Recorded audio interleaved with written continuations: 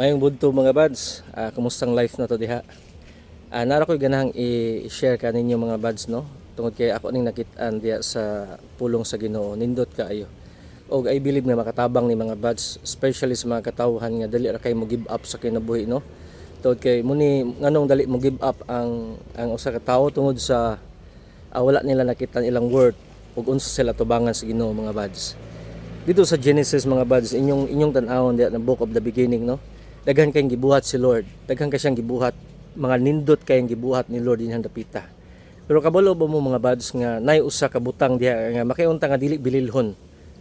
Unsa man na mga buds kanang gitawag dust, no? Abog o asa ta gikuha mga buds di as mga abog. Kung imong tan-awon ngano man wala nagkuha si Lord dito sa kuan, wala nagkuha siya dito sa gold, wala siya nagkuha dito sa mga precious stones, pero ngano man sa abog mga buds. Tod kay gusto rang ipakita ni Lord nga bisan pag ang abog dili bililhon, dili importante, pero ang imong kinabuhi mga buds bililhon kay natubangan sa Ginoo. Munang ayaw gyud tugote kung unsa may mga kasakit sa kinabuhi, unsa may mga dili maayo na hitabo sa kinabuhi mga buds.